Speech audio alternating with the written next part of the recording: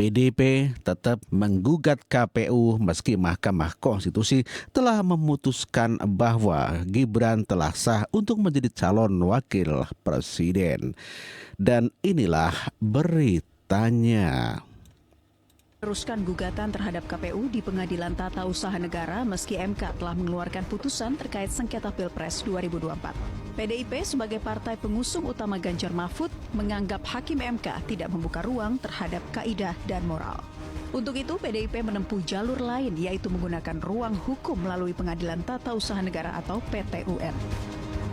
PDIP menghormati keputusan MK dan akan terus berjuang di dalam menjaga konstitusi, memperjuangkan demokrasi, pelaksanaan pemilu yang demokratis, jujur, dan adil, serta berjuang untuk menggunakan setiap ruang hukum termasuk melalui PT-UN.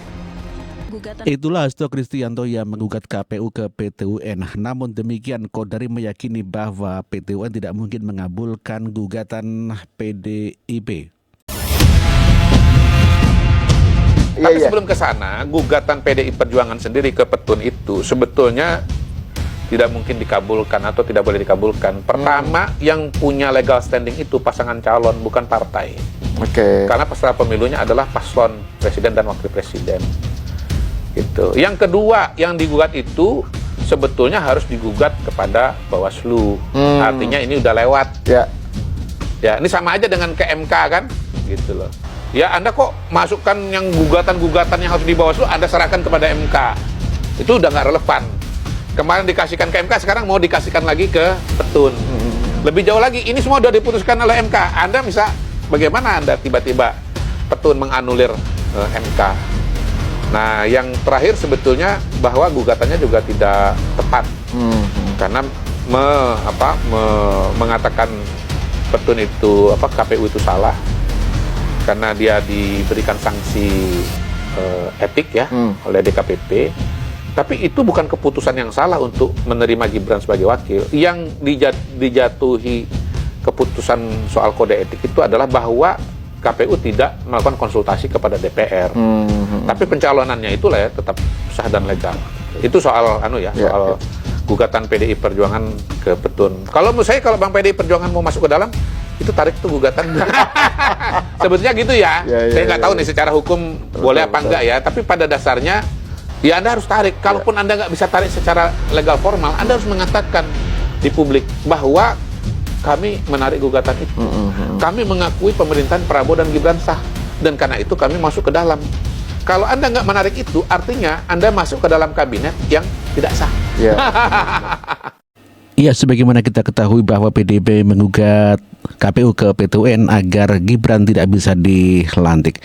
Dan inilah beritanya. PDIP ke PT-UN, gugatan PDIP ke PT-UN memohon agar nanti Gibran tidak dilantik. Jadi gugatan itu dilakukan PDIP kepada KPU ya, karena mempermasalahkan proses administrasi pendaftaran Gibran. Sebenarnya apa yang dilakukan PDIP ini ada berbagai macam tafsiran. Ya, saya coba menafsirkan, disclaimer ini diri saya ya. Jadi yang pertama, di sini PDIP jelas mau menunjukkan konsistensi kepada masyarakat bahwa ketika dia menjadi partai yang di luar pemerintah, dia tetap lakukan, dia konsisten. Tidak seperti partai-partai di 01. Yang kedua, PDIP menunjukkan kepada masyarakat bahwa pertarungan dia ya terhadap keluarga Jokowi itu memang sampai saat ini masih berlangsung. Yang ketiga, PDIP melakukan permainan politik dua kaki, di mana dia mendukung Pak Prabowo tapi tidak mendukung wapresnya Pak Prabowo, si Gibran ini. Karena dengan gugatan tersebut ingin menolak pelantikan Gibran. Yang keempat, ada upaya-upaya memang ingin membelah antara Prabowo dengan Jokowi ya, melalui skema ini ya. Jadi mengharapkan ketika pelantikan Prabowo tetap jalan, tetapi dengan wakil yang lain. Dan yang terakhir, yang pasti ketetapan Mahkamah Konstitusi adalah final dan mengikat. Itulah berita mengenai harapan PDP yang menginginkan Gibran tidak dilantik. Namun demikian PDP tetap mendukung Prabowo dan tidak mendukung Gibran. Sementara Kodari mengatakan bila PDP ingin bergabung ke dalam pemerintahan Prabowo Gibran seharusnya mencabut gugatan ke PT UN. Dan inilah keterangan M. Kodari. Nah, bolanya itu menurut saya ada di Ibu Mega. Oke. Apakah mau bergabung atau tidak? Kalau bicara kerjasama politik, pada hari ini kerjasama itu sudah terjadi di parlemen. Memilih ketua DPR, PDI Mbak Puan didukung oleh Gerindra. Memilih ketua MPR, Ahmad Muzani didukung oleh PDIP gitu. Dan seterusnya, anggaran juga RAPBN didukung oleh PDI Perjuangan. Tapi itu kan baru sisi legislatif. Bagaimana sisi eksekutifnya? Ya, sisi eksekutif itu kan soal nanti menteri-menteri akan masuk. Kita udah baca di media massa bahwa wacana PDI Perjuangan masuk ke dalam itu menguat. Bahkan sudah ada nama-namanya. Ada Pak BG, Gunawan, ada ya, Budi Gunawan, ya, ada Oli Dondo Kambe, ada Abdullah Azwar Anas.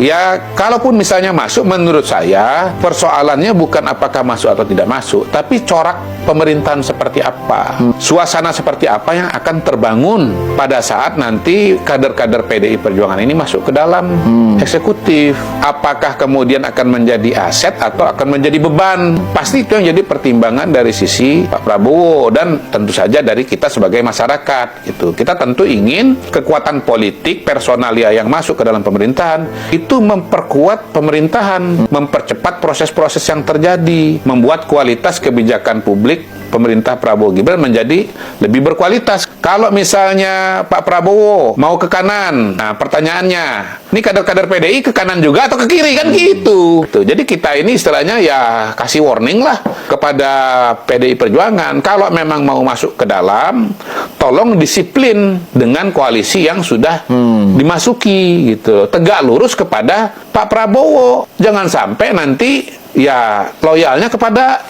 bukan presiden.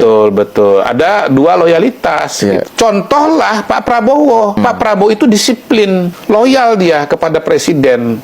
Ya, bayangkan dia itu kalibernya calon presiden. 2 kali kalah dengan Pak Jokowi, suaranya gede, tapi begitu masuk ke dalam kabinet, itu loyalnya 100%, 1000% kepada Pak Jokowi. Partainya loyal dukung Pak Jokowi, Pak Prabowo-nya juga loyal dukung Pak Jokowi. Bahkan gesturnya sangat hormat kepada Pak Jokowi. Sampai-sampai jalan di karpet merah aja nggak mau gitu loh.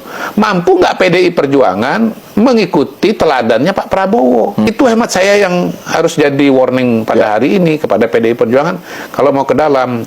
Nggak apa-apa. Anda dulu dukung Anies, enggak apa-apa. Loh, kenapa ketawa? Benar. Rakyat butuh pilihan, tapi sekarang, ayo, kita bersatu, kita bergabung, kita bekerja sama. Sama. PKS, ayo, terima kasih. Bergabung. Ya kan? PKB, terima kasih. Bergabung. Jangan pergi lagi tapi... Bergabung, terima kasih. Sekarang aku nunggu, ya kan? Mana yang mau gabung lagi? Dan ada yang mengatakan, oh ini gimana? Koalisi gemuk banget. Bangsa kita besar. Bangsa Indonesia itu sama dengan Eropa. Eropa berapa? 27 negara, 28. Kita satu negara. Dan saudara-saudara, persaingan bangsa-bangsa sampai mereka mengatakan kalau elit Indonesia bisa kerjasama, can collaborate, Indonesia sangat sulit untuk dibendung.